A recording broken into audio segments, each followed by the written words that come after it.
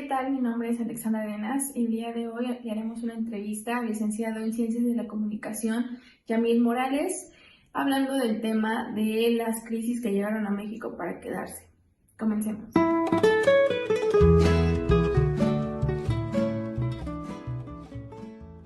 Comenzaremos con la primera pregunta, que sería: ¿cómo afectó a su entorno social, familiar y laboral la crisis ya mencionada?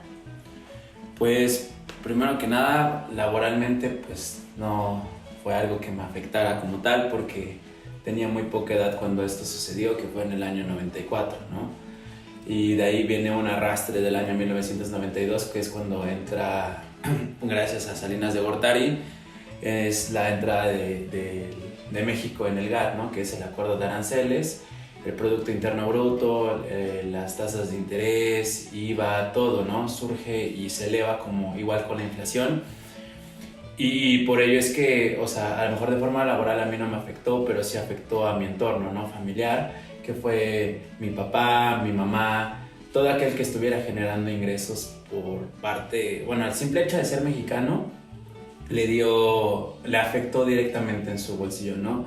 Para quienes no tienen el contexto como tal, pues bueno, se recorrieron lo que fueron 2 ceros en la moneda nacional, y esto provocó que, por ejemplo, si un billete tenía un valor de 10,000 pesos, iba a tener el valor de 100 pesos, ¿no? 10,000 pesos mexicanos eran 100 pesos mexicanos en ese entonces, pero pues afecta directamente no nada más el bolsillo, sino la economía en sí, la crisis, la inseguridad, y no me refiero a la inseguridad que vive uno como ciudadano, sino directamente a la inseguridad en las calles, ¿no? ¿Por qué? Porque la devaluación del peso fue algo que atentó directamente. 7, 8 años atrás había habido otro tipo de devaluación y había afectado de manera trágica a lo que es México como tal, pero en esta sí afecta directamente, ¿no? A todos, ¿no? Y aparte, pues afecta no nada más en la cuestión del entorno económico, sino comercial, ¿no? Los tratos con las demás entidades o los otros países, por querer realizar este acuerdo, es que la moneda, o digamos que sí, la moneda extranjera tiene un peso mayor al que se tenía en ese entonces. Si antes había una diferencia que fuera mínima, ahorita la diferencia es abismal, ¿no? Y se ha visto poco a poco tras todos estos años, ¿no? Entonces, ¿cómo lo afectó en mi familia? Pues sí, afectó demasiado, porque se tuvieron que ver reestructuración de muchas cosas. Inclusive hubo un acuerdo salarial con mi papá, con mi mamá, con mi abuela, con mis tíos. Tuvo que haber una reestructuración, tuvieron que ir a cambiar al banco todas las monedas que tenían y billetes, porque temían a que en determinado momento perdieran su valor, ¿no?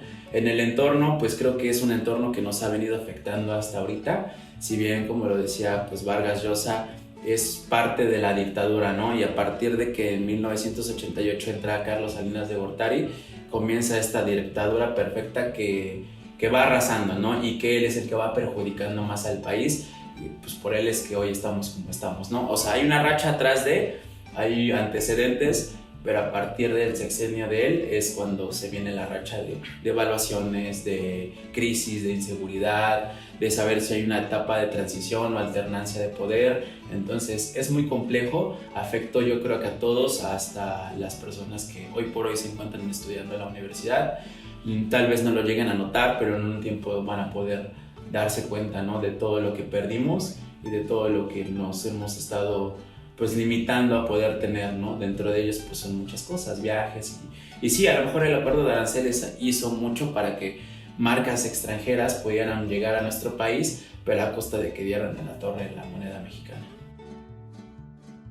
Muchas gracias por responder esta pregunta. La siguiente sería: ¿cuál fue la información que usted obtuvo del gobierno y de la prensa? Pues fácil, ¿no? Hay una manipulación por parte de los medios. Como estudiante y egresado de la licenciatura en Ciencias de la Comunicación sabemos, ¿no? Cómo estos mismos medios tergiversan la información, y el gobierno es parte autoritaria de esto, ¿no? No hay un medio, o bueno, a lo mejor ahorita hay un canal más extenso de cómo puedes informarte de la verdad, ¿no? Pero en ese entonces estaba limitado, ¿no? En sí fueron 3 poderes, ¿no? la televisión, la radio y la prensa, los tres comprados por el gobierno. Entonces, la información que se obtuvo fue siempre para un bien.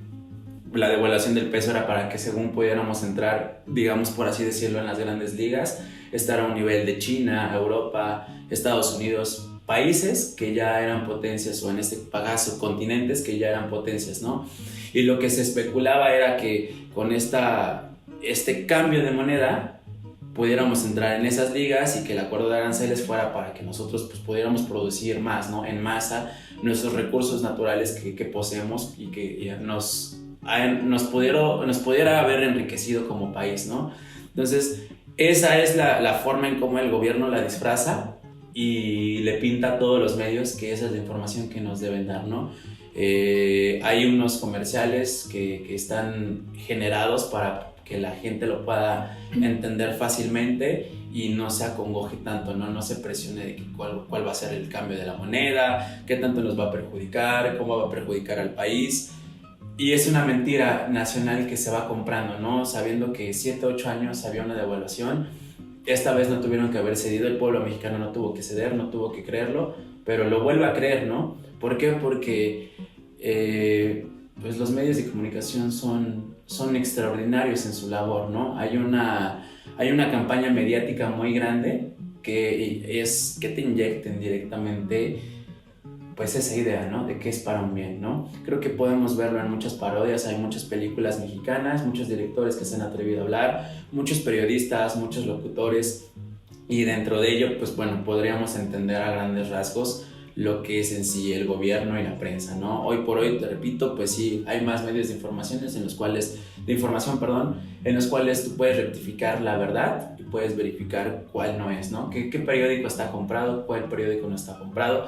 En ese entonces fue muy directa, fue para hacer un bien, engañaron al pueblo mexicano y el pueblo mexicano, pues, ¿quién se la creyó? Pues a lo mejor la apostaron toda al verde, pero pues no, tenían que ser un poco más conscientes, ¿no? Ojo, no estoy criticando a ese tipo de población que en ese momento estuvo como más latente, como tú y yo que ahorita lo estamos viviendo, ¿no? Que uno hace sus gastos, genera impuestos, los paga, genera pues un margen de utilidad, ¿no? Para las cosas que uno quiere poseer. Porque fue tanto la campaña mediática que les inyectaron esa idea, ¿no? Y lo creyeron por falta de información. Si alguien se hubiera atrevido a hablar, bueno, yo creo que sí, o sea, hubo muchos periodistas que se atrevieron a hablar de la verdad, pero pues estos mismos pues, eran o encarcelados, o ejecutados, o simplemente los vetaban de los medios, ¿no? Por no exhibir lo que realmente estaban haciendo estas corporaciones. Claro, es que como cualquier crisis, por ejemplo, podemos poner un ejemplo muy sencillo, que es cómo empezó la información del COVID, que muchas veces lo veíamos en internet, ¿no? Que nos asustaban y, bueno, nos asustaban entre comillas porque primero se veía algo muy lejano y la prensa decía como lo mismo, o sea, no lo hacía ver grande como lo que es realmente y lo disminuyó, y cuando realmente llegó aquí, pues... Sí, no. No. O sea, funciona de la siguiente forma, ¿no? Siempre buscan a un personaje, en este caso el ejemplo que tú expones, pues ponen a alguien tan empático como pueda hacerlo para dar una noticia dura, como lo fue López-Gatell, pero ponemos un personaje blando, ¿no? Que pueda dar una noticia tan simple, que la gente no esté alterada, que la gente crea lo que tiene que creer, pero por dentro se está manifestando de otro modo, ¿no? Cuando se le sale de control es cuando ya recurren a muchas cosas, y con todo y todo hubo mucha gente que hasta la actual fecha no sigue entendiendo como que la relevancia de ese periodo de que llevamos de tener una vida estable a una vida llena de pandemia, ¿no? Lo mismo sucedió ya, nada más que en ese entonces pues todo era televisión, radio televisión, radio y prensa, ¿no? Entonces pues acabaron con la ciudadanía. Claro, muchas gracias. La última pregunta sería, sí, ¿cuál es la situación más significativa que recuerda de ese periodo que le haya llamado la atención? Eso lo he estudiado mucho a través desde que estoy en la universidad, ensayos, y parte de lo que ha sido mi estudio de trabajo lo he desempeñado en esa parte de que es la entrada del GATT la entrada de México al GATT, ¿no? Ese acuerdo de aranceles y esa etapa de todo el poderío que se vino generando. El PRI quiso apoderarse de esa gobernatura en 1988 con el candidato en ese entonces, no era todavía presidente, Carlos Salinas. Él es quien pues ya viene con todos los planes de reestructurar a un México y hacerlo a su imagen y semejanza, ¿no? Bueno, cito unas palabras bíblicas, pero pues técnicamente es así, ¿no? Esa candidatura, esa presidencia pues directamente iba para Cuauhtémoc Cárdenas. Quienes lo conocieron pues bueno, fue el que estuvo en disputa para poder entrar a la presidencia. Si él hubiera entrado, no hubiera sucedido casi nada de esto, ¿no? Digo, existen devaluaciones, existe inflación, debe suceder año con año, pero deben ser sobre porcentajes mínimos. Debe haber más empleo, mayor educación, mejor número de gente afiliada al Seguro Social, que tenga mejores prestaciones de red, vamos, una vida cómoda. Pero no, llegaron con esto, ¿no? Con esta idea de cómo hacerlo, ¿no? Y ya venían con una idea de cómo querer ingresar a México a este acuerdo de aranceles y comercio para que ellos pudieran estar en la cima, ¿no? En la cúspide.